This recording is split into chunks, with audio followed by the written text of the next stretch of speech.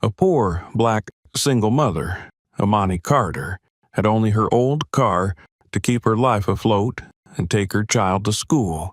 But a corrupt cop destroyed that very car in the middle of the street and framed her as a criminal. Desperate, she had no choice but to call her brother, Chris, a former Green Berets sniper.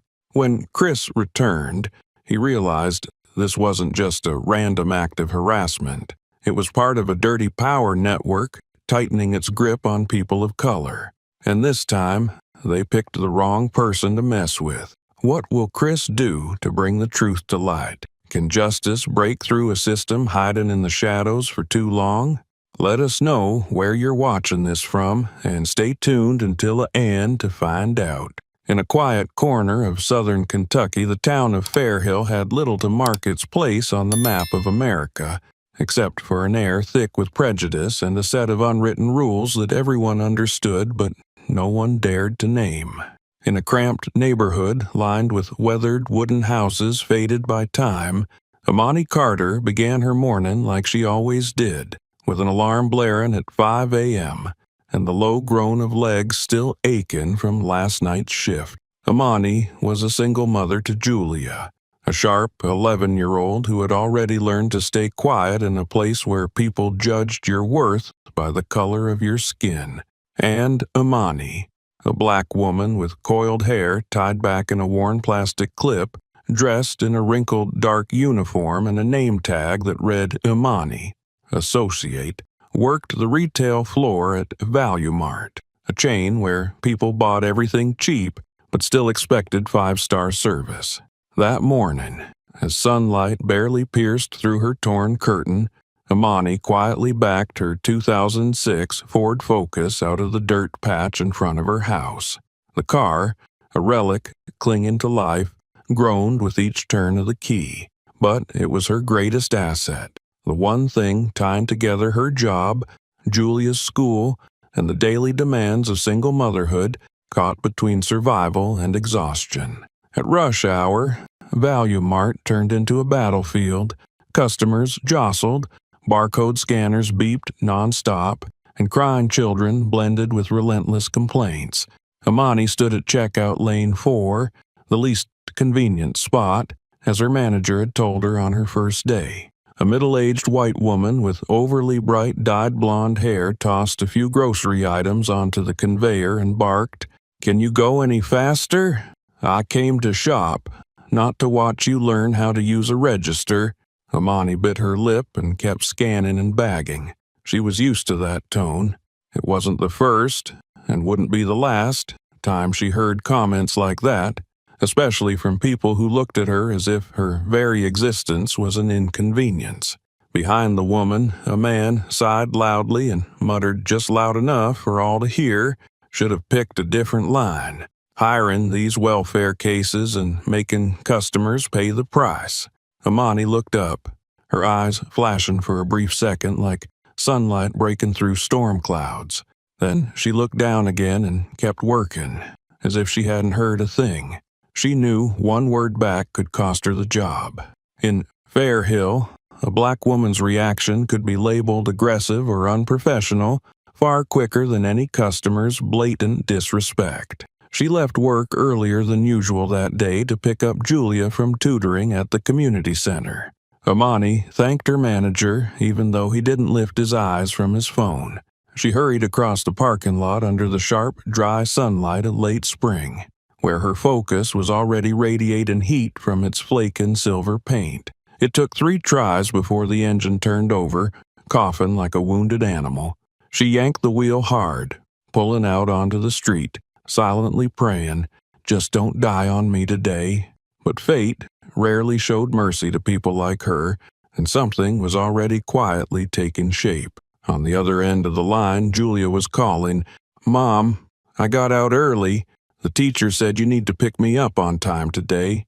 Imani nodded, even though no one could see her, then pressed the gas with the familiar struggle of the old engine. Driving out of the neighborhood, she passed a rusted sign that read, "Welcome, to Fairhill, where values still matter." A slogan meant to sound noble, but painfully ironic to anyone who'd never been treated as fully human here. The road ahead was bright with sunlight, but in Amani's mind a shadow passed. A strange feeling crept in, as if today her endurance would be tested to its limit, and those unwritten rules were about to show their true face. The Ford Focus trembled like a dying creature as Amani barely managed to pick up Julia at the community center. The 11-year-old climbed into the car with a heavy backpack and sweat on her brow, but her face lit up with a smile when she saw her mother. That brief moment was a rare glimmer of light in Amani's otherwise murky days. She gently brushed her daughter's hair and said, "Sorry I'm late again. The car's acting up." Julia shook her head, waved goodbye to her classmates, then pulled out a lunchbox her teacher had packed. "I saved this for you, Mom. You haven't eaten, right?" Amani smiled, warmth flickering in her chest, but they had barely turned a corner when the car made a dry pop sound. The engine stalled mid-traffic, choked silent. She stepped on the gas once, twice, nothing. The car sat motionless in the middle of a busy lane like an abandoned object. Behind her, car horns started blaring. A red pickup swerved past. The driver, a middle-aged white man, stuck his head out and yelled, "Get that piece of junk off the road, you welfare leech." Julia lowered her gaze. Amani gripped the steering wheel tightly, forcing the words out of her mind. She turned on the hazard lights, stepped out, and popped the hood, hoping against hope that something was just loose. But the car sat there, lifeless, as if it knew its place and had chosen to surrender. Just then, a patrol car appeared, red and blue lights flashing. Two white officers stepped out, the one in front, tall, crew-cut blonde, with a scowl that traveled ahead of him. His name tag gleamed, Seth Jones. The younger one followed, more hesitant in his steps, W. Wilson. Jones strode forward, his tone dry and unwelcoming. "What's going on here? Your car's blocking an entire lane." Amani stood upright and kept her voice calm. "My engine died. I'm just trying to restart it. I'll call for roadside." "License?" Jones cut her off, already placing his hand near his belt, right by his gun. Amani froze. The way he looked at her, it was like staring down a criminal. She slowly reached for her wallet, pulled out her license, and stayed composed despite the tremble in her fingers. "Here, I have insurance, registration too, if you need to." "What kind of insurance?" "State-issued?" Jones sneered, contempt flickering in his eyes. Wilson stepped closer, his gaze settling on Julia, still sitting inside, confused and watching through the glass. Amani noticed and grew nervous, afraid her daughter might be dragged into this. She quickly said, "Please, my daughter's scared. We're not causing trouble. It's just a breakdown." But those words seemed to ignite something. Jones let out a dry laugh. "Always the same excuses. It's the car, the system, society, when really, it's just not knowing how to behave in public." His voice was coarse, laced with disdain, each word feeling like a sentence passed on her entire community. A cold spring wind passed through, but the chill in Amani's chest was far worse. She held her composure, but her throat tightened as she saw Julia clutching the window from the back seat. "I haven't broken any laws, I just—" Amani began. But Jones wasn't listening. He cut her off again. "Imani Carter." "Oh, that name rings a bell." He emphasized every syllable, looking at the ID in her hand. "Didn't you get a parking ticket last year?" The question hit like a punch to the chest. Amani clenched her jaw, anger rising, but she forced her voice steady. "That was paid, and it's not relevant." Jones's eyes now gleamed like a predator catching scent. He turned to Wilson, voice sharp. "I think we need to search her vehicle. Get the light, check under the car and the trunk, watch for contraband." Amani gasped, her eyes widening as if someone had poured ice water over her face. She stepped forward in alarm. "What? This is too much. My daughter is here." Her voice rang through the street like a warning bell. but no one listened. Passers-by glanced and walked faster, avoiding her eyes as if injustice were contagious. Jones turned back and stepped toward her, close enough for Amani to smell the stale cigarette smoke clinging to his uniform, bitter and suffocating. His eyes were cold mirrors, reflecting no trace of humanity. "You're obstructing a police investigation," he said slowly, deliberately, like a sentence already written. Amani stepped back half a pace, heart racing. Before she could respond, his voice snapped again. "I said, turn around. Hands behind your head." She barely had time to process before she was spun around, her arms wrenched back. Julia's eyes went wide, her hands trembling against the glass. The girl flung open the door, shouting, "Mom, you didn't do anything. Julia, stay in the car. Don't come out," Amani yelled, her voice cracking as cold steel cuffs tightened around her wrists. Jones glanced at Julia, the same look he'd given her mother. "Get her out of the car." Wilson hesitated. "She's just a kid." "I said, get her out." Amani struggled. "She didn't do anything. Please, I'm begging you." Wilson opened the door, but slowly. Julia backed away, gripping her phone tightly.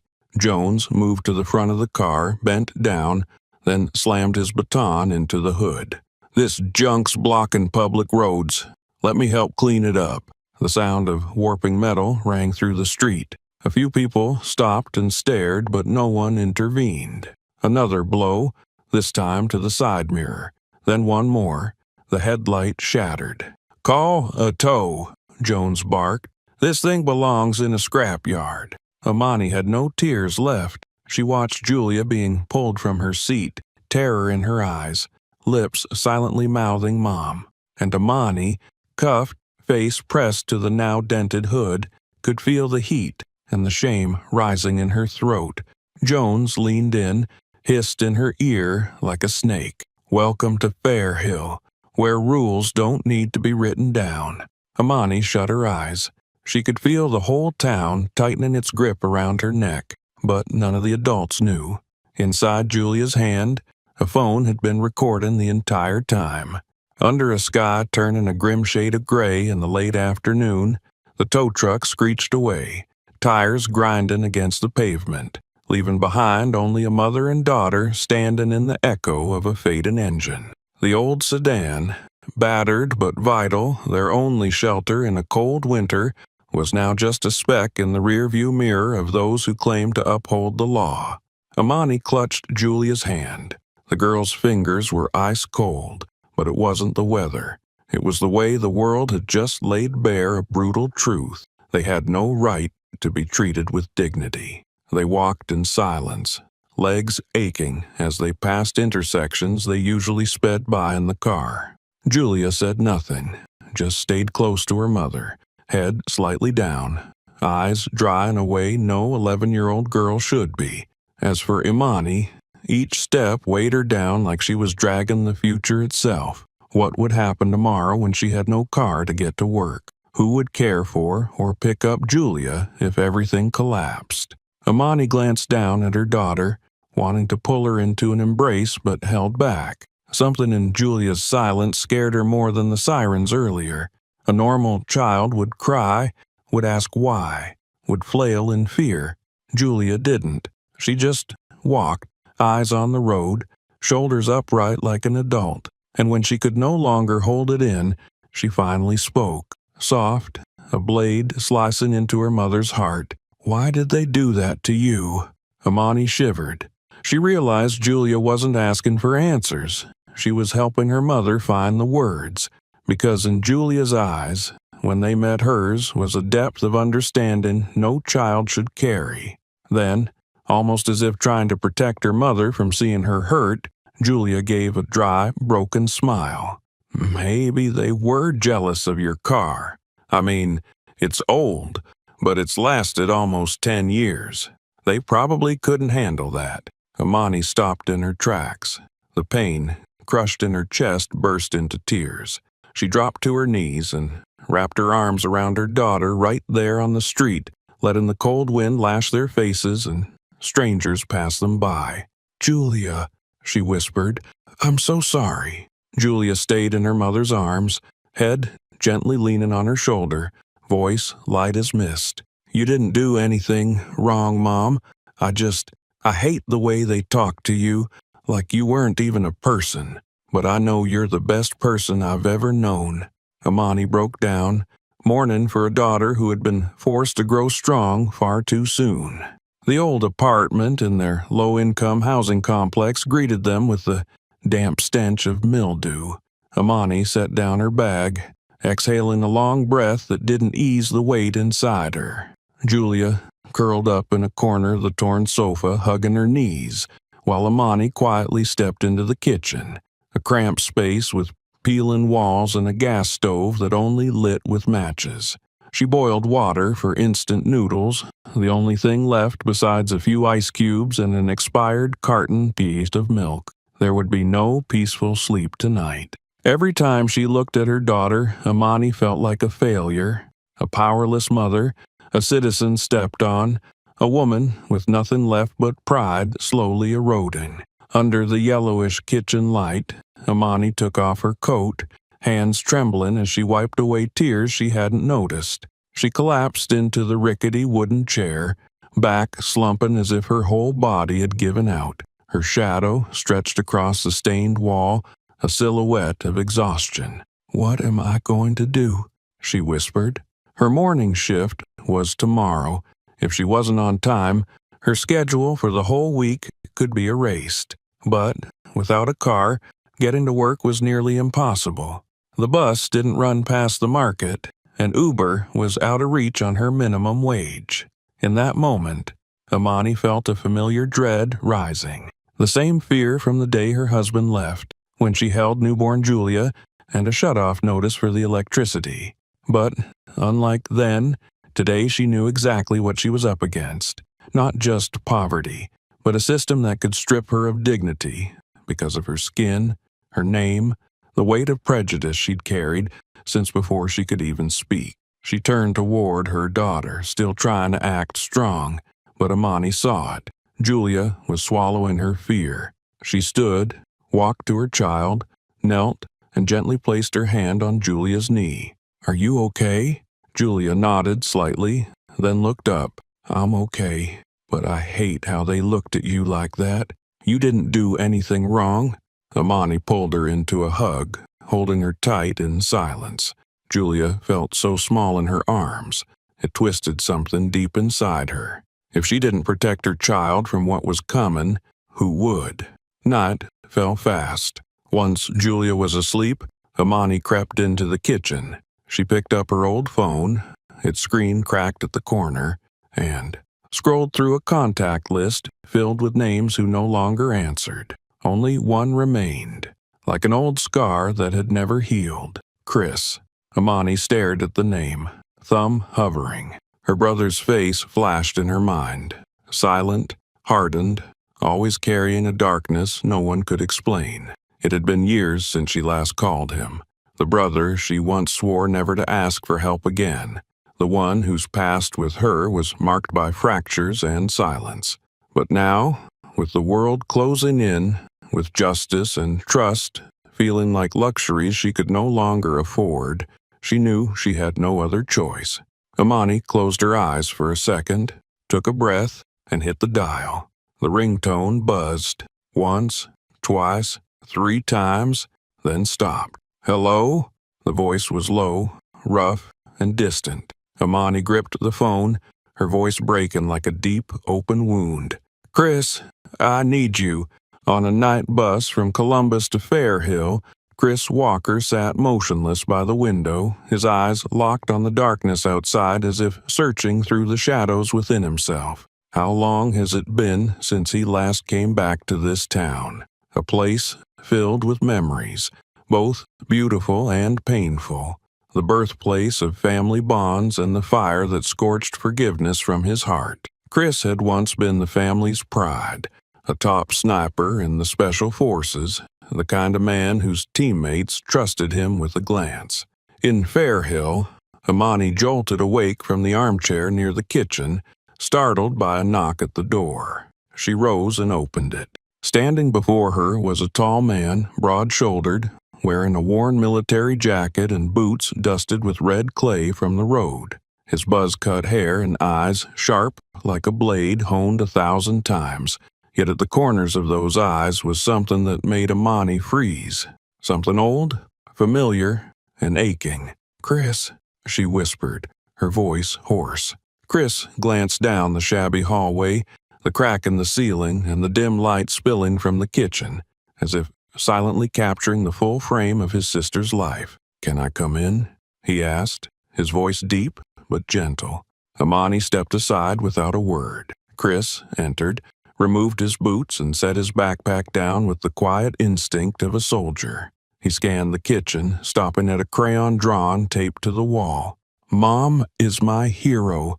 I didn't think you'd get here this fast," Amani said, still clutching the collar of her robe. "Your voice on the phone." He paused, eyes flickering with something he couldn't name. "It wasn't the Amani I used to know."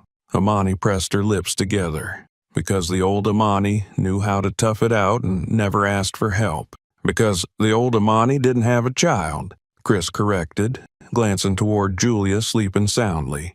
"Now you have someone who needs you stronger than ever." Amani sat across from him. The air between them thickened like a fine mist at night. She knew there were wounds between them that hadn't healed. The fights, the silence, and especially that year she chose to love a man Chris warned her was no good, and like he said, the man vanished before Julia even learned to say Dad. "You hated me for choosing the wrong person," she murmured.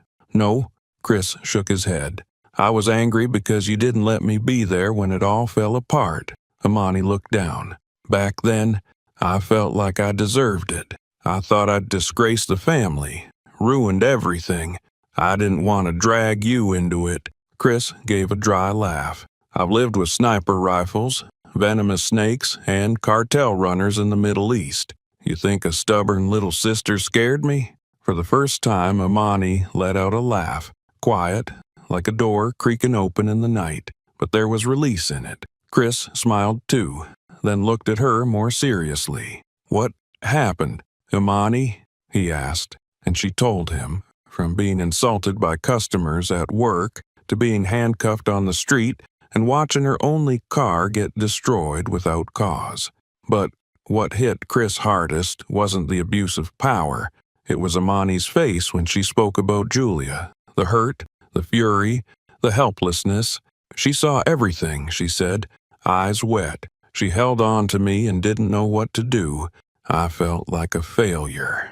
Chris clenched his fist. He had seen fathers in war zones watch their children taken and do nothing. And now, his sister, a woman who had never held a weapon, was being shamed in the middle of a country that never stopped preaching about freedom. He stood and walked to the window, where the streetlight blurred through the stains on the glass. His back was straight like a soldier in formation, but his eyes were torn. He was no longer in uniform, but his skills and network were intact, and he couldn't let anyone harm his family. He stepped forward, placed a firm yet gentle hand on Amani's shoulder. "This time, I'm not letting it slide."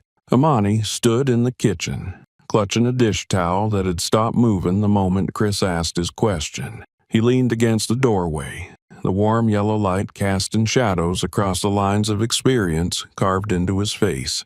A soft spring wind slipped through the cracked window, carrying the damp scent of a poor street after night rain.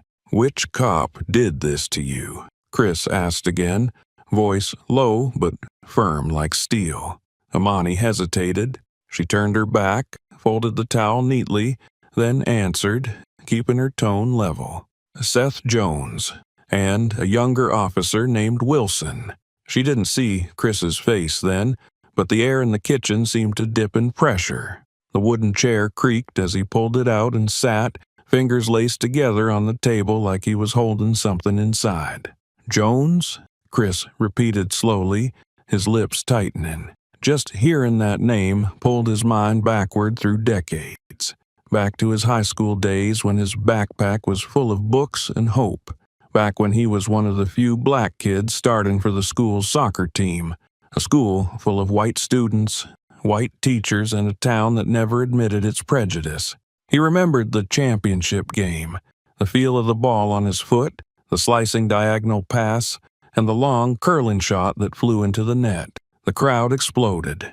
Teammates rushed the field. The coach hugged him. The local paper called him a rising star of the South. But off to the side, behind the stadium, Seth Jones stared at him with a look that burned, resentful, bitter, and full of quiet hate. Jones was the son of a local ex-military security officer. That game, he played defense for the opposing team.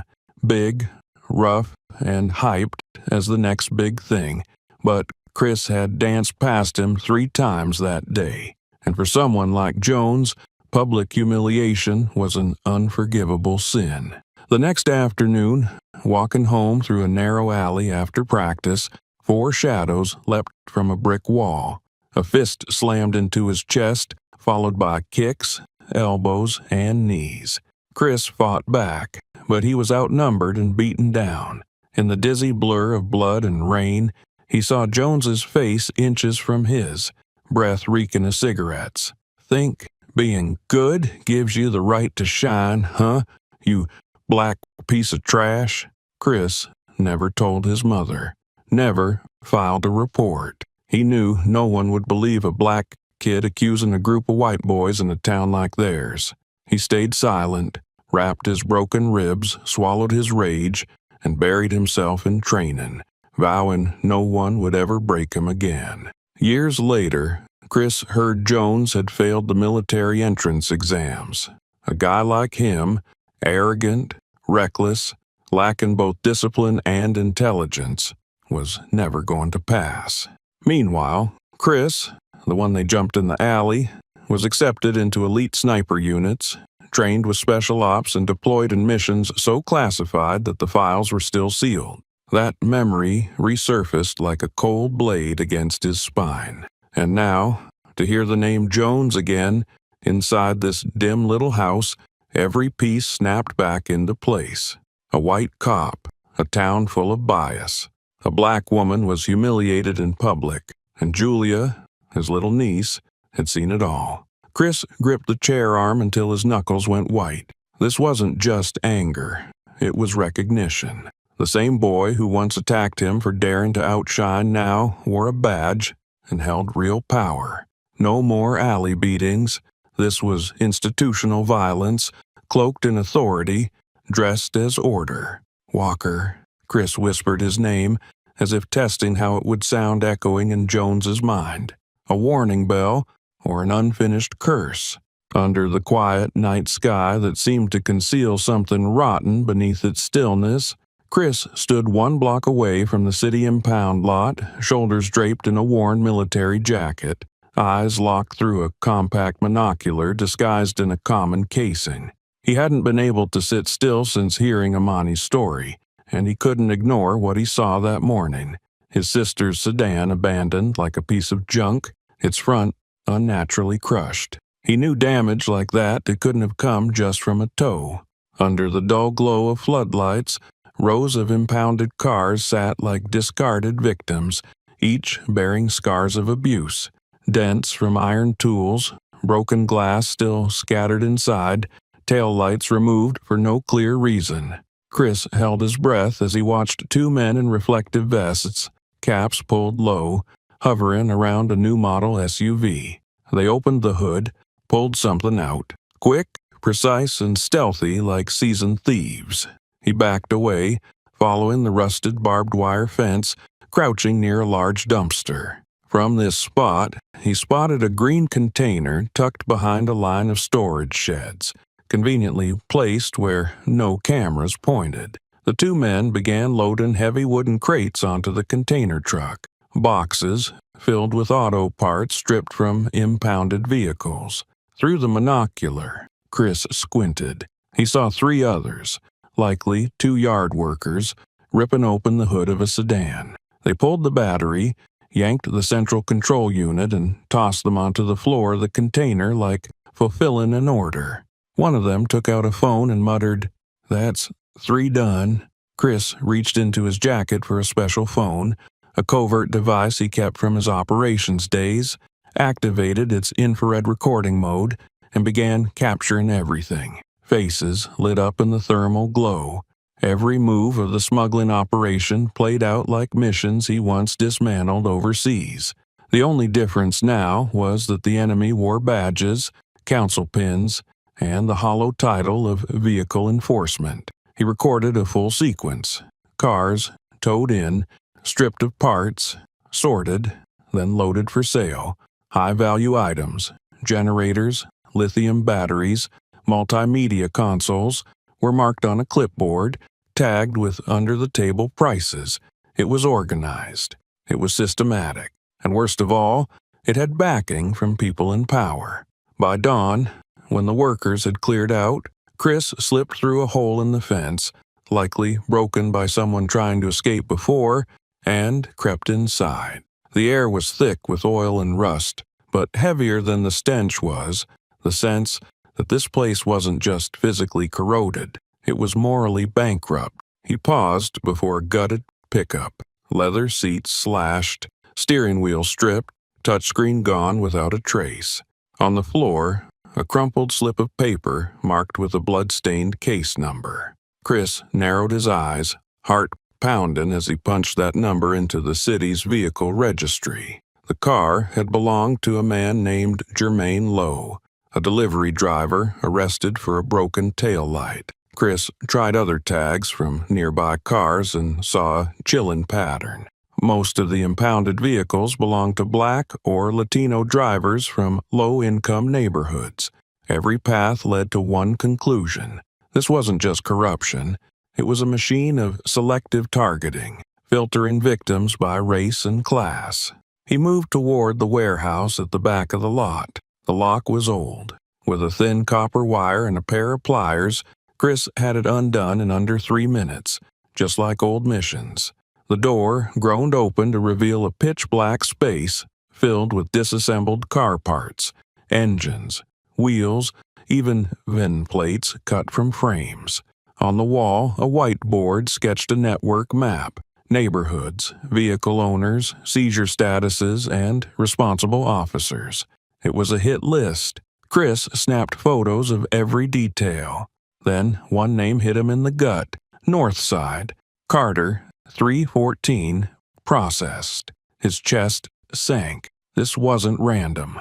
His sister had been on the list. She had been marked. Before sunrise, Chris stood atop a hill looking down on the town still veiled in morning mist. His fists clenched, rage rising with every heartbeat. He couldn't stand by while Amani and Julia were chewed up by this machine. And what infuriated him most was the familiar shape of it all. The cycle he'd seen in the military, where high-ranking men cut backroom deals with the enemy as long as it served them. He returned home before Julia woke. Amani sat, curled at the kitchen table, dark circles under her eyes after a sleepless night. Chris placed the phone on the table, pressed play. The video rolled. Amani stared, speechless, lips trembling, but no words came. Chris sat across from her, no longer just a brother who came to protect, but a man who had walked through darkness and was ready to walk back into it for his family. They didn't just wreck your car, Amani. They're wrecking the lives of people like you. And this time, I'm going all the way. The next morning, while Amani was folding old clothes to take to the laundromat, Chris sat in front of a laptop, eyes fixed on the footage he had recorded at the impound lot. He exhaled deeply. A soldier used to the deceptions of war, yet this battlefield was different. The enemy here wore legality like armor, and power didn't even bother to hide. As he annotated timestamps on each clip, a soft voice came from behind him, almost like a whisper. "What are you doing?" Chris turned.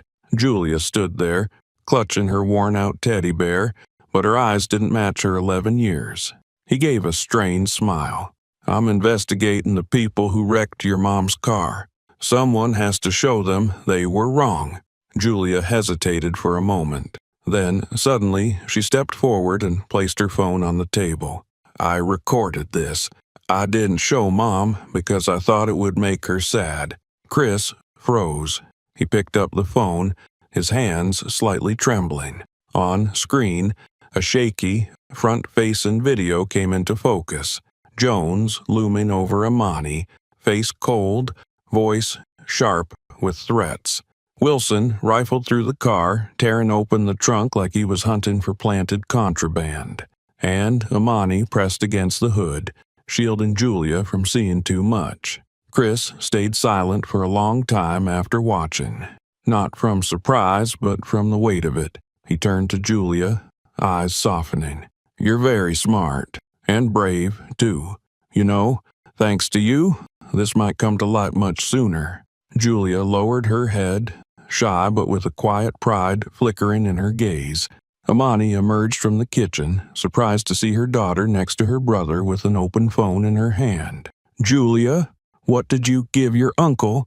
Chris looked at his sister, speaking slowly. "You should see this. Then you'll understand why we can't let it go." Imani took the phone, and when the image of her in handcuffs appeared, her body wavered as if her balance had been pulled out from under her. She didn't cry, but her face tightened like it took everything not to break down. "You recorded this. When?" she asked quietly. "When they made you stand by the car.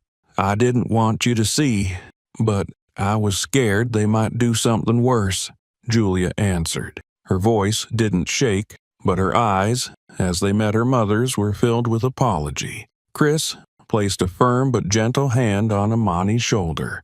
"We're not alone anymore." That afternoon, as the sun began to fade behind the low rooftops of South Grove, Chris returned alone to the street where Imani's car had been taken. The tire marks were still etched into the cracked asphalt. He walked slowly, earbuds in, scanning the rows of houses. This was the kind of neighborhood where strange events often went unnoticed, but also where doorbell cameras caught everything from every angle. He carefully noted sight lines, checking each house for potential footage. In front of a red brick home with a low porch and withered vines, he paused. Chris rang the bell. After a moment, the door creaked open, and an elderly woman stepped out, her silver hair tousled gently by the breeze. Samantha Henry, eyes cautious but not unkind. Chris introduced himself, said he was Imani Carter's brother, the woman who'd had her car impounded a few days earlier, and asked if her doorbell camera might have captured anything. Mrs. Henry was silent for a beat, studying Chris from head to toe, like she was looking past appearances and straight to intent. She didn't ask questions, just nodded, disappeared inside, and returned with a small USB drive sealed in a zip bag. "I don't like drama," she said, "but if someone needs to see the truth, this is what my porch saw." Chris left with the drive gripped tight, like holding a key.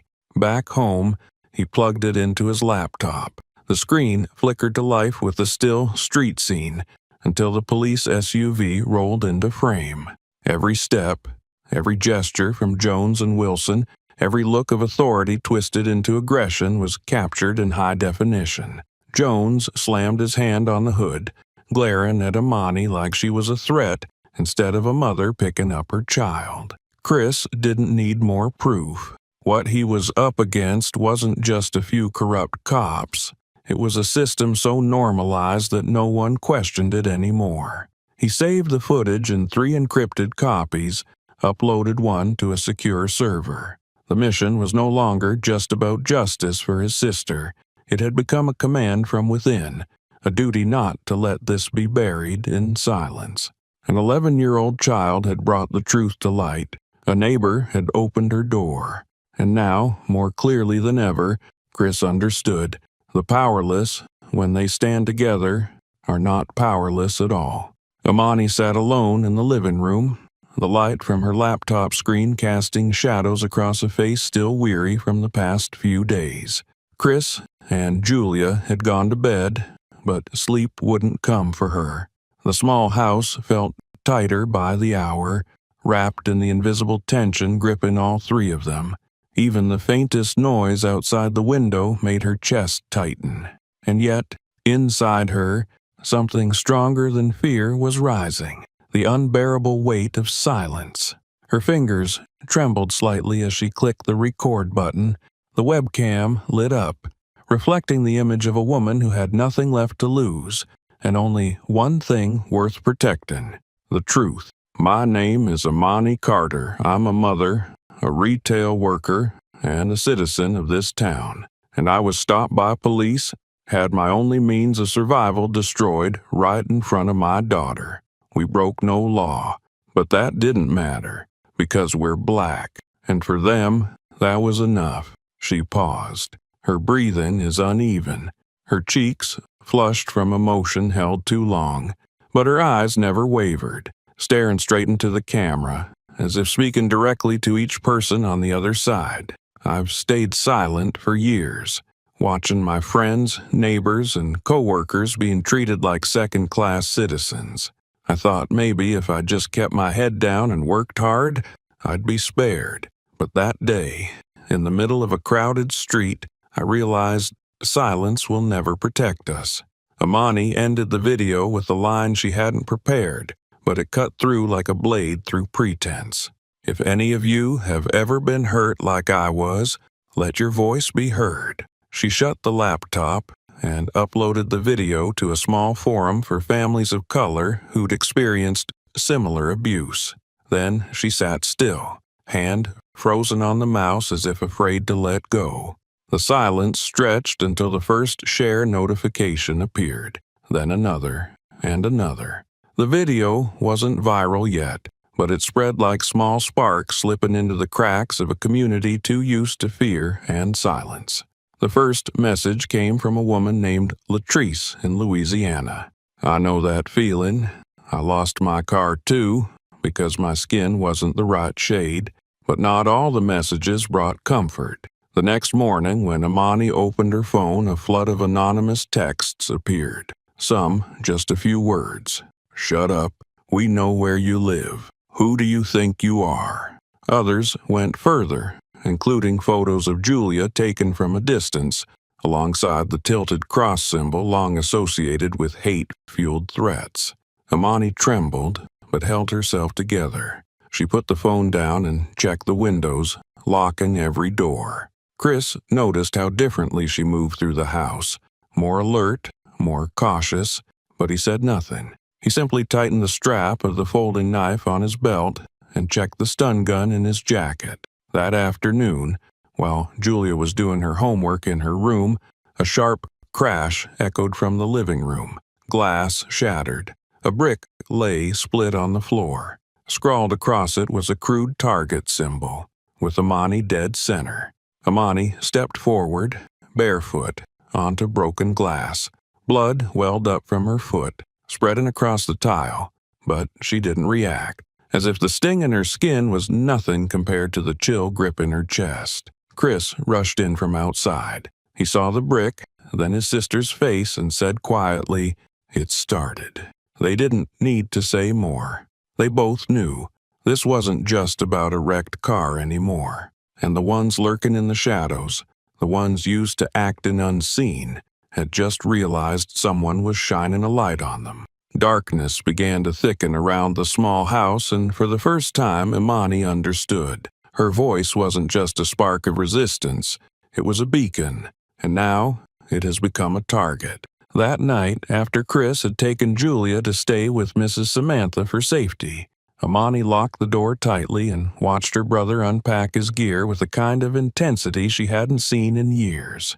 He laid out a stun gun, a thick tablet loaded with specialized software, several portable hard drives, and a sleek gray earpiece. Imani leaned against the wall, arms crossed, voice low. "Chris, whatever you're about to do, is it even legal?" Chris didn't answer right away. His fingers moved across the compact keyboard attached to the tablet, opening a satellite map of the town's administrative grid. Red markers blinked across key locations: the impound lot, the Western warehouse, and the town hall. His eyes were sharp as blades, but his tone was calm, steady. "We've endured too much, Amani. This system's rotten to the core, If we wait for it to heal itself, you and Julia will be crushed long before justice even gets a chance to show up." Amani said nothing, torn between fear and gratitude. For the first time in years, she saw that look in her brother's eyes, the look of a man who'd risked his life in distant lands, not for a flag, but for the survival of those the world pushed to the edge. A soft beep sounded from the tablet. Chris glanced at the screen, put on the earpiece, and stood. "I'm meeting someone." "Who?" "Luke." Chris gave a faint smile. "He's the reason I'm not dead in Fallujah, and now I need his skills for something different." Half an hour later, Chris stood in front of a weathered red brick house tucked away in the working-class north side of a town. The lights were off, the curtains drawn, but the door creaked open after he knocked 3 times. 2 quick, 1 slow. A deep voice greeted him. "Walker, still breathing. That's something." Chris smiled as he stepped inside. The cluttered living room was home to a heavy-set man with tired eyes behind thick glasses, his fingers flying across 3 glowing monitors. Cables coiled like webs, and the floor was littered with hard drives, backup batteries, and old soda cans. Luke, a former cybersecurity specialist contracted by the military, once known for cracking enemy code in under 4 minutes, now lived like a digital ghost, but his mind was as sharp as ever. In front of them were hours of footage Chris had gathered from the impound lot. Cars, towed in during the day, vanishing at night, and unmarked trucks loaded under the cover of darkness. "I suspected a parts smuggling ring," Chris murmured as they slowed down a clip from 3 a.m. A hooded man checked paperwork and signed a clipboard for the truck driver. Luke paused, zoomed in on the document, enhancing each pixel. A faded logo emerged in the corner. Sunridge Solutions, LLC. "That rings a bell," Luke muttered, pulling the keyboard closer. Within a minute, a stream of data filled the screen. A Delaware-registered company. No office address, no staff. A shell company. Chris narrowed his eyes. "Pull the listed owner." A single click. One name appeared in bold. Victor Rohr. They exchanged a glance. Chris leaned back, fist clenched. Victor Rohr, currently a town councilman, a polished figure at community meetings with soothing words and a practiced smile. Outwardly, an advocate for development in poor neighborhoods, privately, the face of power twisted for profit. Luke kept digging, tracing the company's transactions, wire transfers, shipping manifests, falsified invoices, all masterfully forged, but no match for Luke's filter systems. Then, in a payroll document from Sunridge, a new name appeared under internal security. The signature read, E. Blake. Chris's pulse jumped. He took a breath. "Elijah Blake?" Luke nodded, eyes still on the screen. "Police chief." Signature matches the authorization forms for impound operations. They used fake VNs to report vehicles as destroyed, but in reality they stripped them for parts, sent them across state lines, and resold them. The money flowed to Rohr, Blake, and a network of proxy accounts. No more evidence was needed to confirm this wasn't petty corruption.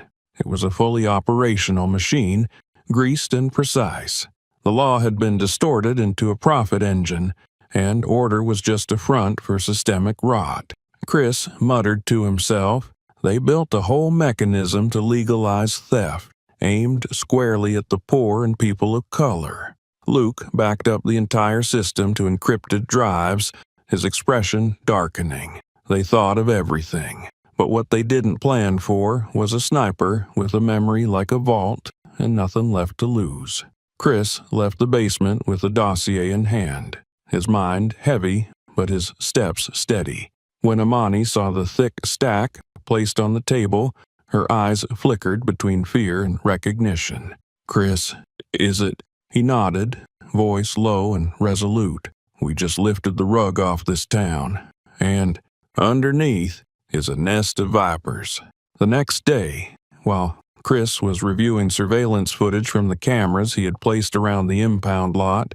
Something made him stop. Not an image, but a feeling. A strange intuition crept through his mind like a whisper from the dark. The sense of being watched. Not clear, but persistent. He didn't mention it to Amani.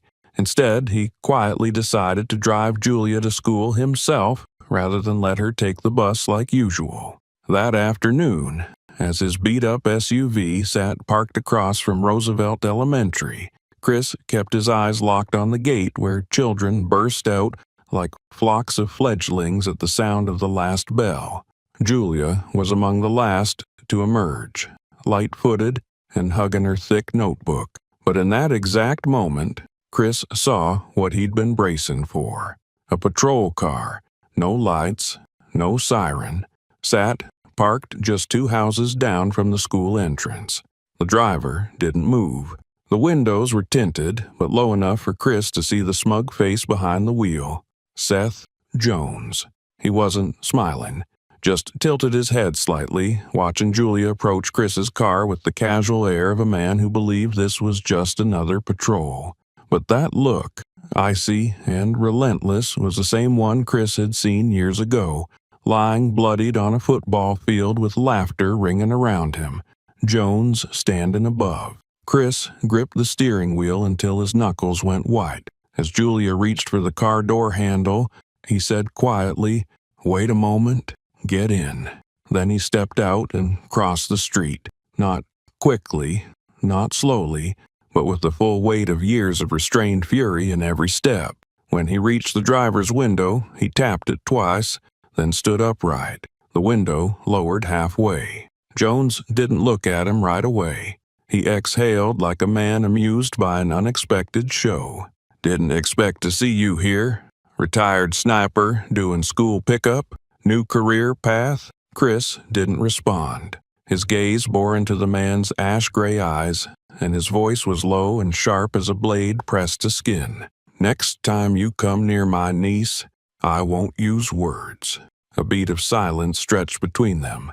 Then Jones chuckled, a dry, soulless sound. "Cops have the right to patrol anywhere, especially areas with a history of violence or instability." Chris said nothing more, but the look in his eyes made Jones avert his gaze, just for a moment. And in that moment, for the first time, Chris saw something in Jones's eyes that wasn't hatred. It was unease.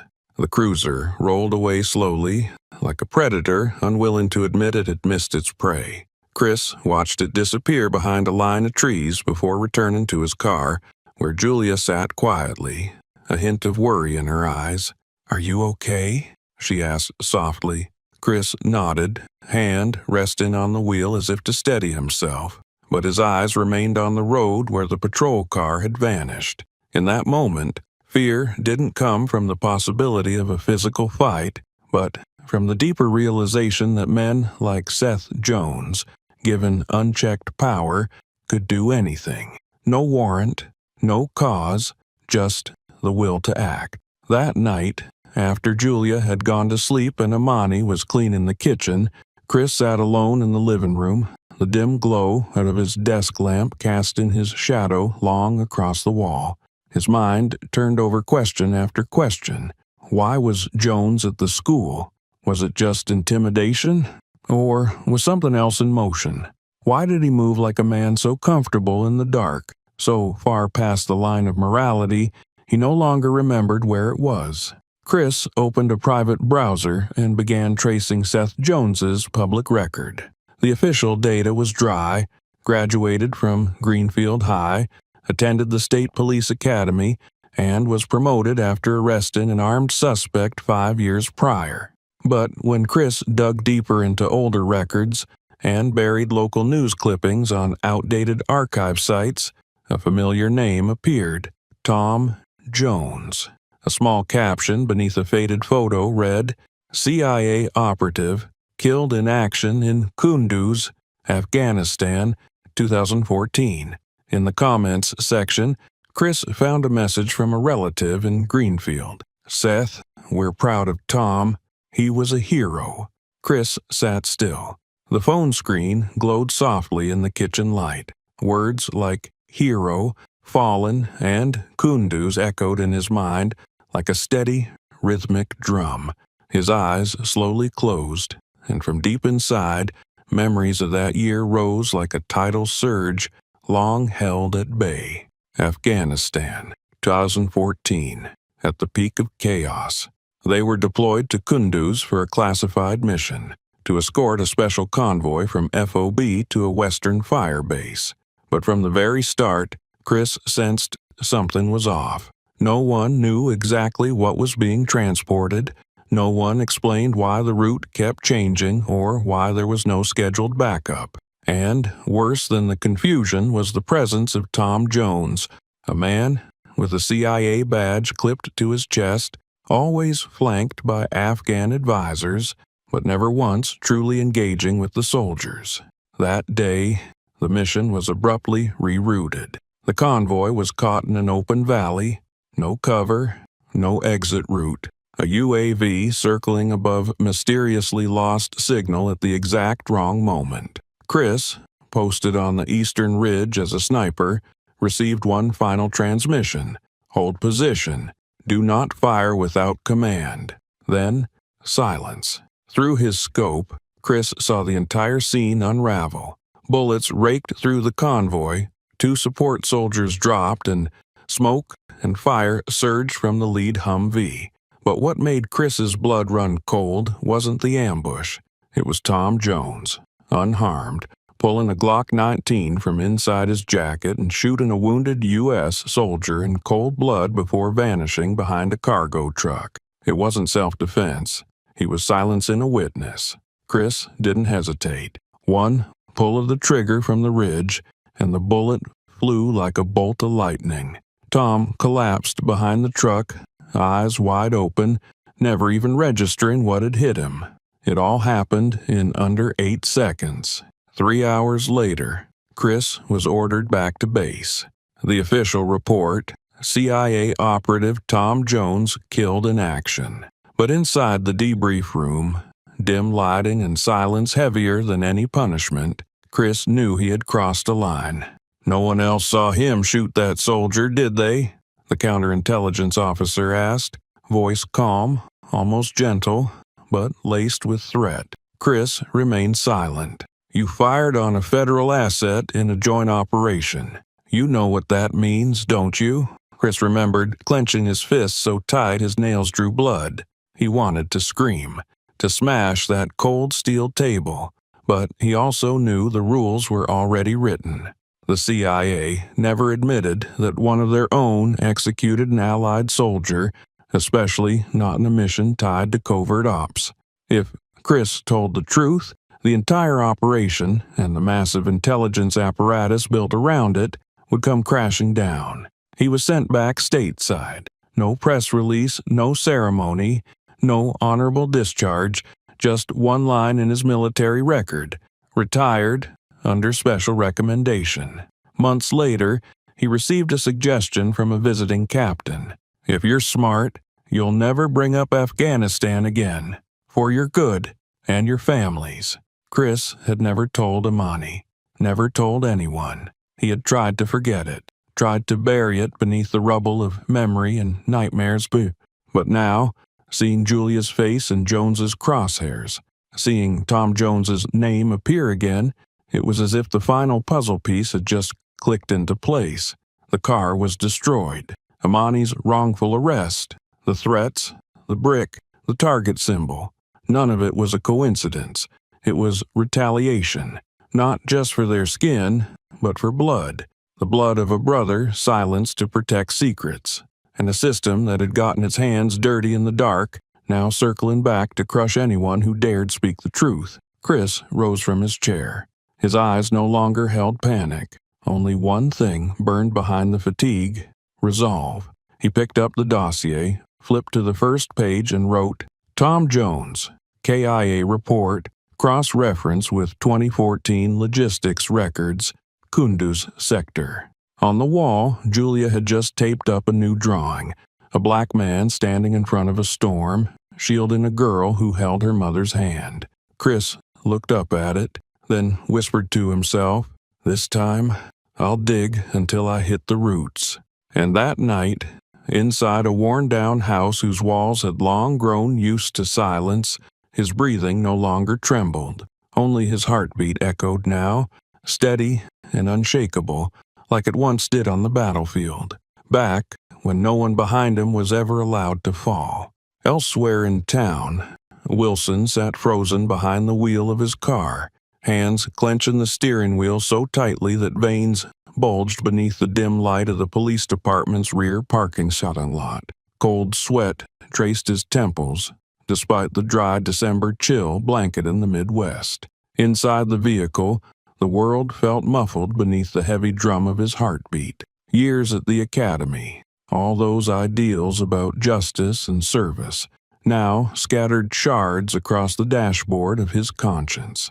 Ever since that patrol with Jones, when Imani Carter was handcuffed in broad daylight, her car demolished, her daughter frozen silent like a ghost, something inside Wilson had fractured. At first, it was only a hairline crack, like the beginning of a windshield fracture, but the images wouldn't fade. They clung to him, surfacing in dreams, staring back at him every time he looked in a mirror. What haunted him most was Julia's silence.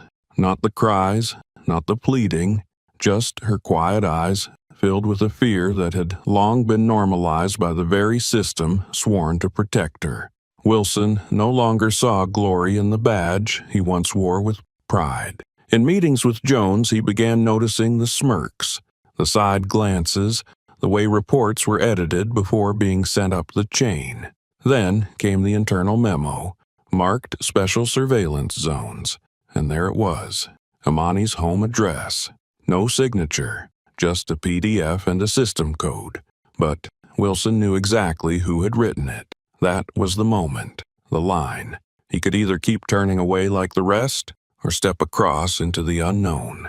3 days later, he found himself at a small cafe near the intercity bus terminal, where Chris Walker was scheduled to drop Julia off at martial arts class.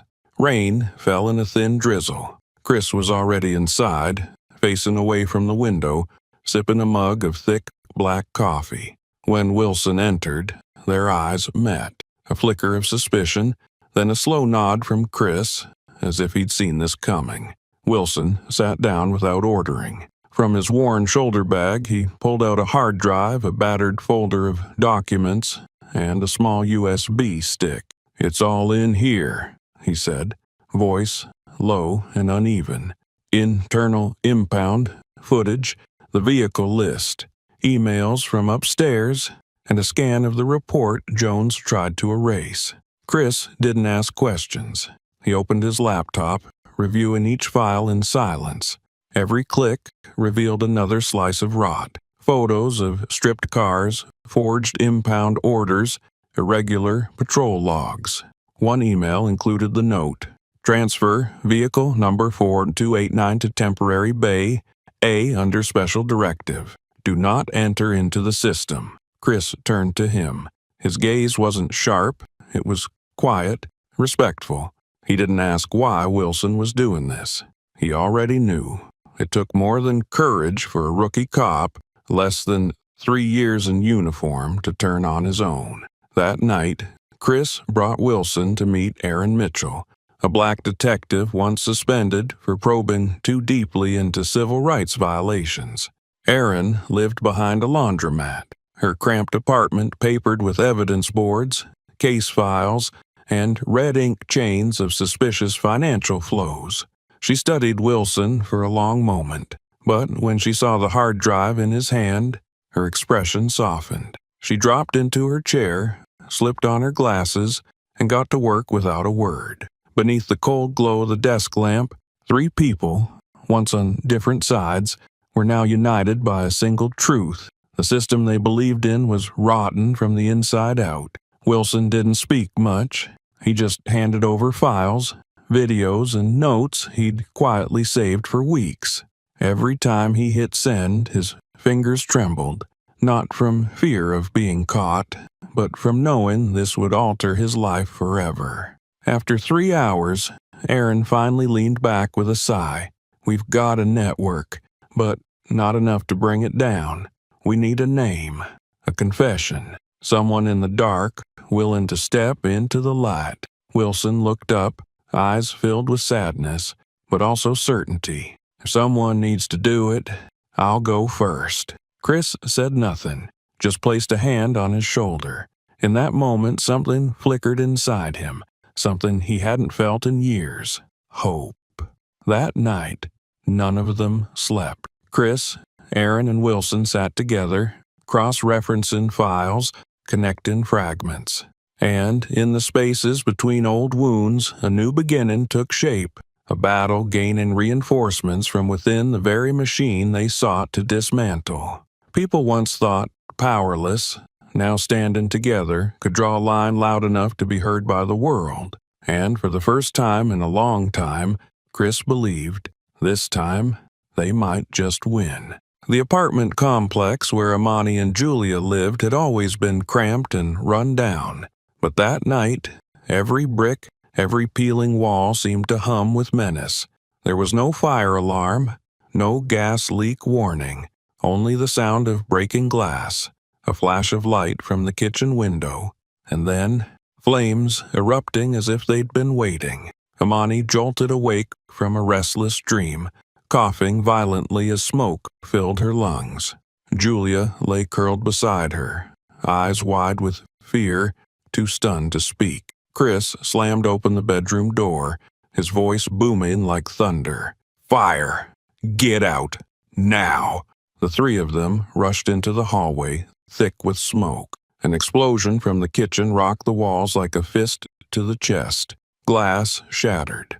Orange-red light coated the ceiling like a descending hell. Chris threw his arm around Julia, lifting her with ease, while Amani clung close behind, her slippers lost somewhere in the chaos. The narrow hallway stretched like a tunnel in a nightmare. Flames licked the stairwell. Each step was a struggle against the heat. A neighbor screamed from the next apartment, but the cry was quickly swallowed by smoke. Chris kicked open the emergency door, carrying Julia like she weighed nothing more than a school bag. They ran across the front lawn just as the second-floor ceiling collapsed behind them. Amani collapsed on the curb, coughing uncontrollably, her face streaked with soot and sweat. Julia trembled in her mother's arms, refusing to look back. A crowd began to gather, but no one dared get close. The fire trucks arrived late, suspiciously late. Chris scanned the street, eyes sharp as if he'd just stared death in the face.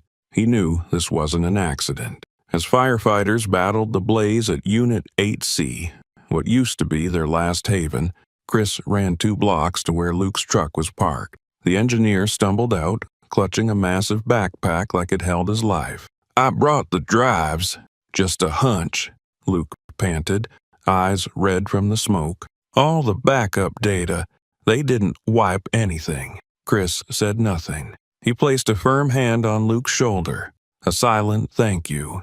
Amani approached, Julia gripping her dress tightly, eyes brimming with tears as she stared at the gray ash drifting from the sky like burnt snow. She whispered, so softly only Amani could hear, "Mom, they're trying to kill us, aren't they?" Amani had no answer. Her arms tightened around her daughter, hands trembling, not from cold, but from the truth Julia had voiced.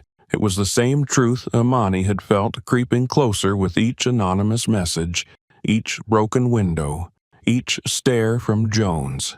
And now, fire. At that moment, Julia was no longer just an 11-year-old girl.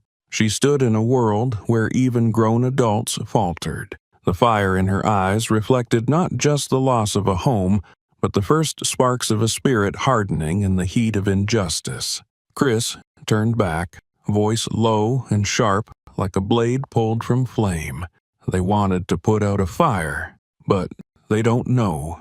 Sometimes, the strongest flames are born from ashes, and that night, as the blaze died down, the three of them stood in silence amid the cold crowd.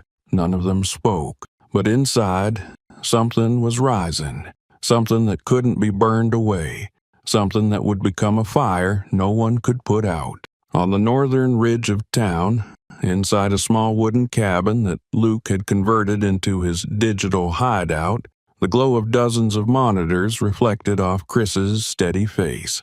Outside, the wind whispered through the pines, rustling like it wanted to sweep away the secrets Fairview had buried for years. But inside, another storm was brewing, not of wind or thunder, but of data, images, money trails, and confessions, all waiting to be unleashed. Chris bent over one final time to review the dossier he and Luke had compiled over weeks. Financial records, internal emails, lists of impounded vehicles with their owners' addresses, all pointing to a chilling pattern. Most of the victims were people of color, living in low-income neighborhoods without lawyers, without anyone to fight for them. Beside it lay a map Luke had just completed. Every red dot marked a stolen car, every line traced the backdoor delivery routes disguised under the fake name Sunridge Solutions, LLC. Chris stood, glancing out the window. In the pale dark beyond the trees sat Imani's new house, or rather, their temporary shelter. Since the fire, Julia hadn't slept through a single night. Every small noise made her jump. Imani looked thinner, worn, but her eyes still carried a flame, the kind only a mother could ignite when fear threatened her family. Behind him, Luke spoke without turning, voice steady but tense. Everything's ready. One click, and it's mirrored on international servers. Not even the FBI or NSA can take it down. You sure? Chris nodded. No hesitation. Luke pressed the key. Within seconds, their files hit 3 independent justice forums, platforms monitored by journalists, lawyers, and civil rights advocates. Social media lit up with headlines. What's happening in Fairview? Illegal vehicle seizure network exposed. Ties revealed between city council and police chief. But that wasn't the heavy blow. Not yet. Chris looked at Luke, then pulled out a small USB. On it was a video of Nate Mendez, an unremarkable tow truck driver, a name no one remembered. But today, Nate chose to speak. The screen lit with his gaunt face, the dim sidelight casting a cold glow. His voice trembled slightly, but was clear. My name is Nate Mendez. I used to work for the towing company contracted by the city. Over the last 3 years, I towed more than 400 cars from low-income neighborhoods, mostly Black and Latino families. The reasons were always things like illegal parking, expired tags, or suspected activity. But most of it was a lie. Orders came straight from the police department, specifically Lieutenant Seth Jones. We were paid extra to keep it quiet. Nate paused, then held up a stack of invoices and photos. These are the payments I kept copies of, from a company called Sunridge Solutions, which is a shell under Councilman Victor Rohr. And who oversaw the whole operation? Chief Elijah Blake. He called it a joint initiative to protect public assets. But it was daylight robbery. Chris watched the 12-minute video like every word was a nail in a coffin. It ended with a whisper, almost like a plea.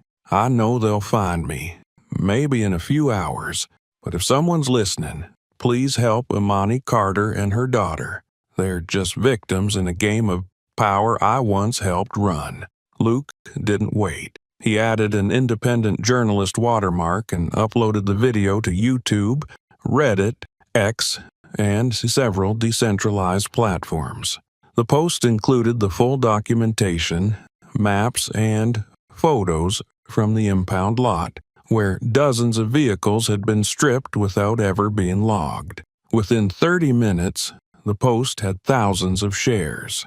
Journalists from Atlanta, Chicago, and even D.C. began asking questions. Former Fairview residents sent in their own stories. The system was cracking. Imani held Julia close as the first message pinged her phone. A woman named Valerie from Westwood recalled having her car towed the day her husband died even though it was legally parked. Another email told of a grandfather who lost his pickup while taking his grandson to a clinic.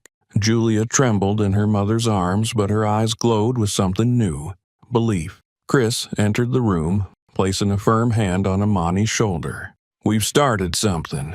Now we finish it." On the other side of the screen, a storm had risen, and no one hiding in the dark would sleep soundly again. Chris left the cabin just 1 hour after the video went live. He drove through the night toward a roadside motel, a resting place for the drifting and the damned, where no transaction ever made it onto a receipt. Nate had agreed to meet him there, ready to share the final pieces of evidence not yet released. But when Chris stepped into the second-floor hallway and saw the door to room 209 slightly ajar, the first thing he noticed wasn't the stale smell of disinfectant. It was the choking blend of gunpowder still hanging in the air, and the sharp metallic scent of fresh blood. He pushed the door open. What he saw froze his breath in his chest. The room was dim, the curtains half drawn like someone had fled in haste. A weak lamp cast a dull glow across the stained carpet where Nate Mendez lay collapsed, a dark red bloom spreading beneath him. A pistol lay by his left hand, awkwardly placed, too deliberate. A torn scrap of paper nearby read only 3 shaky words: "I'm so sorry." Chris didn't need a second to understand.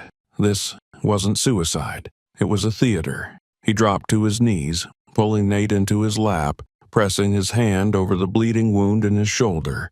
But it was too late. Nate's body trembled slightly, eyes wide and filled with terror. "Nate, it's me! Chris!" he shouted, voice cracking with desperation. Nate's lips quivered. With a final, strangled breath, he forced out 2 fractured words, each one slicing through the air like a blade. "Order," from Roar. Then silence. No breath, no heartbeat, just lifeless eyes, staring up at a ceiling stained with water damage, trying to cry out what his mouth could no longer say. Chris sat frozen, hands still clutching a wound that no longer bled. His eyes never left Nate's face, the same man who had been smiling just hours before, proud that his voice had finally reached tens of thousands. This was the cost of truth. He pulled out his phone and dialed 911, only to hear a robotic message before the call was cut. Again, nothing. The line had been blocked. Chris had seen death on battlefields far from home, seen friends fall in silence, but this was different. This wasn't a war. This was a message. A message from men in suits and badges, letting the world know they could end anyone, anywhere, and reshape the story with a single falsified report. Chris stood, his hands soaked in blood. He scanned the room. Security cameras turned away, doorbell camera ripped from its mount. No sign of struggle. A crime scene designed to be perfect. He stood still, gaze darkening, and sent a message to Luke. "Wipe the cabin location. Protect the drives. Don't leave." But while Chris had gone to meet Nate, something else had unfolded. A tremor that shook the earth beneath them. Julia had been taken. It began as Amani stood on the porch, watching Chris's taillights disappear into the dark, gently pulling Julia's jacket over her shoulders. Her daughter, barely awake after a long, strained day. Amani brushed her daughter's hair back and said softly, "Go inside, sweetheart. I'll lock up." Julia nodded, stepping obediently into the cabin. She held her notebook, one filled with things no school ever taught: how to spot a tail, memorize license plates, and find the nearest exit. Chris had taught her, half joking, half serious, but Julia remembered it all. Amani hadn't even locked the door when her phone rang. A call from an unknown number. She hesitated, then picked up. The voice on the line was distorted, mechanical. "Count to 10, then turn around." Her chest tightened. She spun back toward the house. The room was empty. The couch where Julia had just sat was bare. Her notebook lay on the floor. The kitchen window gaped open. The curtain flapped like a hand waving goodbye. "Julia?" The scream tore from Amani's lungs like a blade through the soul. She bolted around the cabin, slipped on the slick wooden step, eyes scanning the dark. No tracks, no engine, no squeal of tires. They had come, and they were gone. In under a minute. Inside, Luke was monitoring systems when the scream rang out. He dashed outside, finding Amani collapsed on the ground, her face white, trembling. On the screen, every camera feed flickered the same message. Signal interrupted. This wasn't a chance. Someone had already breached the system and waited for Chris to leave. Amani's phone buzzed. A new message from an unknown number. She opened it, and her fingers went numb. The image was clear, cruel, surgical. Julia, hands bound, mouth taped, crouched in a windowless room under the pale glow of a fluorescent bulb. Her face pale, her eyes wide, staring directly into the lens, like she was trying to send a message. Beneath the photo, a single line. Surrender all data or receive the body. Amani dropped the phone. Her body disconnected from itself, no longer sure where her bones ended and skin began. Luke, trained for emergencies, stood paralyzed. He had never seen eyes, human eyes, so full of courage and cornered fear. When Chris returned and saw the cabin door wide open, every nerve in him screamed. He rushed in, Luke hammering keys. Amani crumpled on the floor like a tree torn from its roots. "Amani!" he shouted, dropping beside her. "Where's Julia?" She couldn't speak. She just handed him the phone. When Chris saw the photo, his entire body went still. No one heard his breath. It was too shallow. But his fists clenched, bones popping. His eyes that had scanned over battlefields and dead men, now saw only one thing. That little girl, his niece, taken by cowards. Erin entered then, stopping at the doorway. She said nothing, just looked at the screen, then at Chris. And Chris, after a moment of silence, walked to the corner, and pulled out an old backpack, drew his Glock, loaded the magazine, snapped it into the holster. His eyes no longer held grief. They made a decision. Someone had been chosen. Someone was going to pay. Wind whipped through the rusted tin roofs of the abandoned industrial warehouses on the southern edge of town, like the last breaths of a nightmare refusing to end. Chris stood cloaked in darkness behind a rusted-out shipping container, a tactical pack weighing on his shoulders, a calm earpiece snug against his ear. Behind him, Erin gave her weapon a final check, her whisper low in his headset. "FBI's en route. But if you want to wait..." Chris said nothing. His eyes locked on the row of shadow-drenched warehouses ahead, the place where Julia was being held. In that thick blackness, each step he took carried a silent oath. Either she walks out alive, or I don't walk out at all. The warehouse corridor was as silent as a decayed graveyard. Chris moved like vapor, slipping past light sources, hugging walls. He picked the back lock with nothing but a bobby pin and a strip of aluminum, slipping inside a place that reeked of hot metal, old oil, and fear. Julia was locked in a windowless supply room, concrete walls thick with silence, lit only by a swinging, half-dead bulb. Her hands were zip-tied, her ankles shackled to the chair, but her eyes weren't panicked. Her breathing was steady, ears tuned to every movement outside, just like Chris taught her. In chaos, whoever controls their heartbeat survives.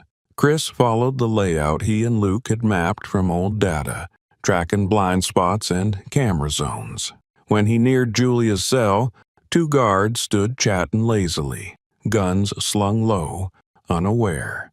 A quick strike from behind, a tight choke, and both dropped before they could make a sound. The door creaked open. Julia looked up, eyes lighting up, but not a word left her lips.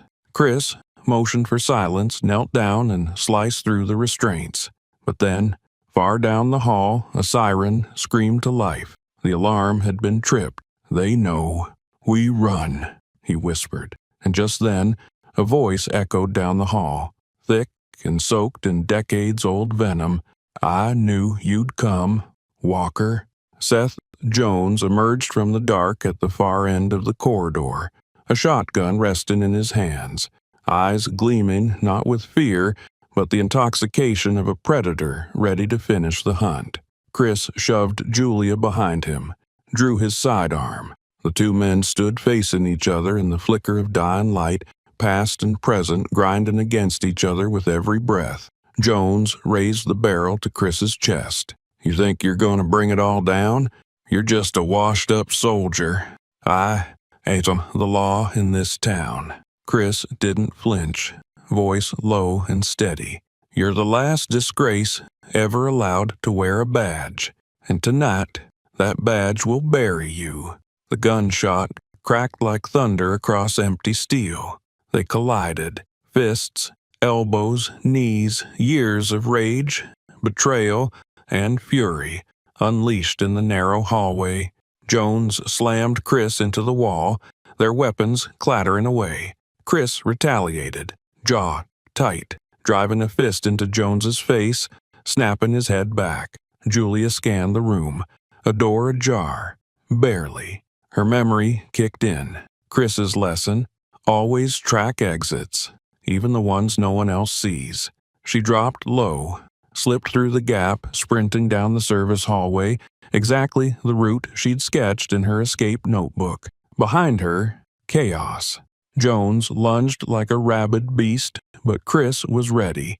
The first punch missed. Chris pivoted, twisting at the hips, slamming his fist into Jones's gut, folding him. But the bastard didn't stop. He yanked a hidden blade from his belt, lunging in a blur of hatred. The blade sliced along Chris's cheek, tearing flesh, blood streaming down, but he didn't back away. In the dull industrial glow, the silhouettes of the two men clashed like ghosts of a war never settled. One, driven by hatred, the other by a betrayed belief in justice.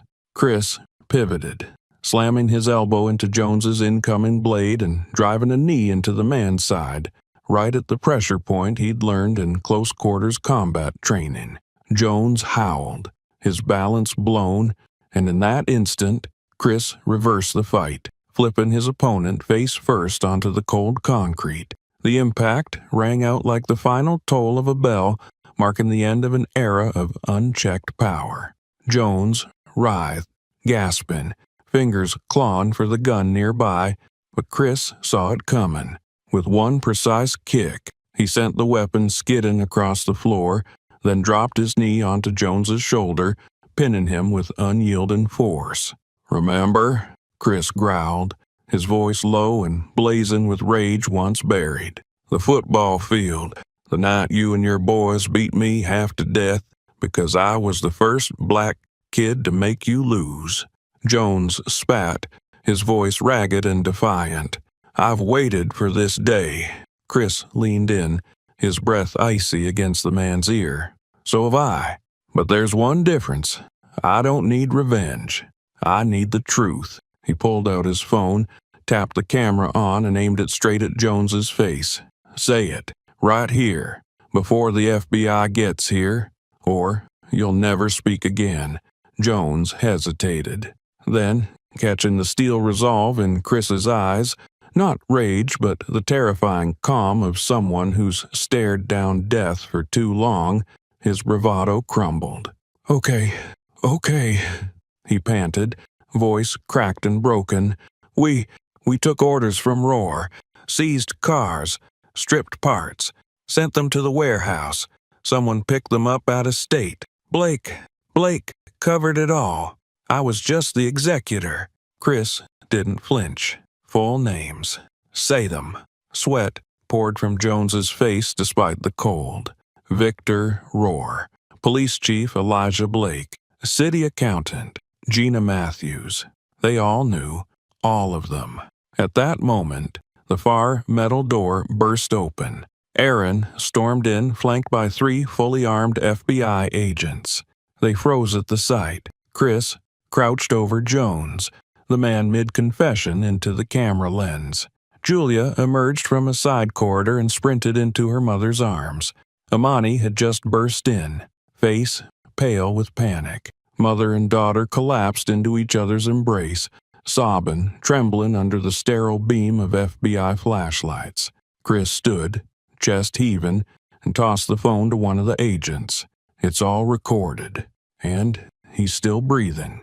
Jones lay motionless, pale and shivering. Chris, soaked in sweat and blood dripping down his cheek, no longer carried the look of vengeance, but the quiet weight of someone who'd dragged justice one step closer to the light. Aaron stepped forward, nodding once.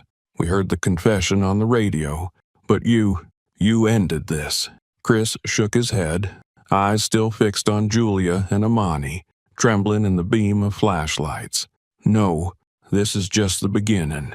The warehouse fell into a strange, weightless silence. But within that silence, something was shifting. For the first time, fear no longer belonged to the voiceless. It belonged to the ones who had long thrived in the dark. Beneath the slow-falling dusk over the warehouse district, once a haven for corruption, the blare of sirens echoed like the toll of a bell marking a historic reckoning. More than a dozen black SUVs and armored FBI vehicles lined the road, encircling the area like a steel barricade. Armed agents fanned out, sweeping every corner, every storage unit, every hidden passage, uncovering the raw remnants of a rotten operation just laid bare. That very night, under floodlights so harsh they mimicked noonday sun, Police Chief Elijah Blake was handcuffed and escorted out of the town hall. The expensive suit he once wore with pride was now wrinkled, its hem stained with blood from resisting arrest. Behind him walked Victor Rohr, the once untouchable councilman, his face pale as chalk, hands trembling beneath his thin coat. The local press swarmed like a broken hive. Camera lights flashed, microphones pushed toward the faces of men who had believed they stood above the law. A reporter shouted, "Mr. Rohr, do you have anything to say to the families whose vehicles were seized under your policy?" But Rohr stayed silent, his face frozen like stone, eyes darting as if searching for an exit. There was none, because every piece of data, from Jones's confession to Aaron's recovered files to Luke's money trail maps, had converged into a truth storm, shredding every lie they'd used to shield themselves. The following day, the FBI held a public press conference. Aaron stood beside the lead federal agent, presenting the evidence she and Chris had gathered. Demographic heat maps showing racially disproportionate impound rates, shell company financials, and an audio clip of Rohr issuing verbal orders to destroy evidence. But the blow that shattered the illusion came from a single video recording the warehouse confrontation between Chris and Jones, capturing the moment Jones confessed everything to the camera. Social media exploded. The hashtag #JusticeForImani flooded every platform from Twitter to TikTok, paired with the image of Julia in her mother's arms, her face still dusty but her eyes definitely bright. One moment, one image, became a symbol for every family of color cornered by violence, deceit, and systemic abuse. When the FBI convoy pulled up to the makeshift cabin where Chris's family had been hiding these past days, Imani stepped out, clutching Julia tightly against her chest, as if releasing her even for a second might make her disappear. A female agent approached, placing a gentle hand on Imani's shoulder. "Ms. Imani Carter, we're deeply sorry for what you and your daughter have endured. Your name has been cleared of all investigations. You are fully exonerated." Julia looked up, eyes rimmed with red but glowing with clarity. She tugged at her mother's sleeve and whispered, a line that drifted into Chris's ears and broke something wide open in his chest. "They believe us now, Mama. They finally believe us." Chris stood quietly in the back, his shoulders trembling slightly, not from cold, but from the weight of a fight he thought he'd have to wage alone, now finally seen. The next morning, a private meeting was held at a federal base. military officials arrived carrying a thick dossier and a formal invitation.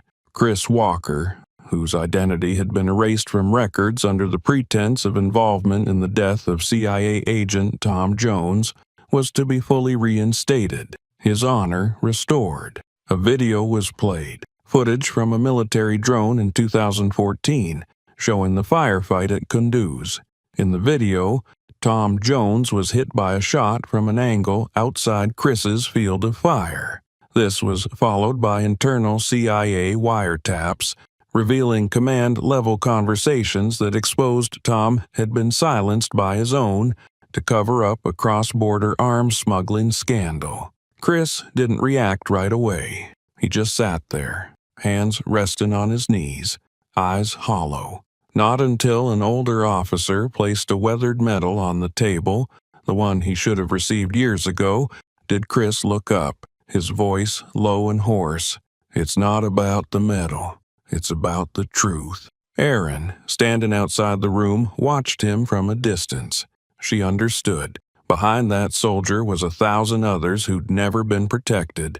Children like Julia, mothers like Amani, and soldiers whose names were buried to shield a broken system.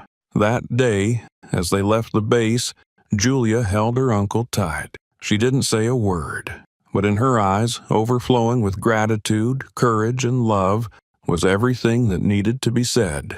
Systems may rot, but those who step out of the shadows will always be the ones who bring the light. After the incident, Amani became the face of a movement called Drive Forward, a fund dedicated to supporting families impacted by police overreach.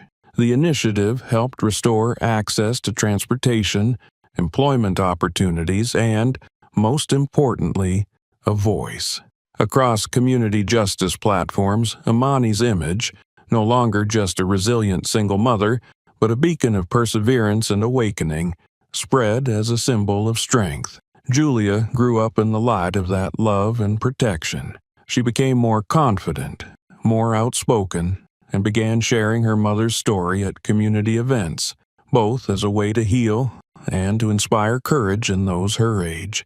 And Chris, the brother who had once walked through gunfire, who had faced the edge of life and death, once again disappeared from public view. Like a familiar shadow in the night, he remained unseen.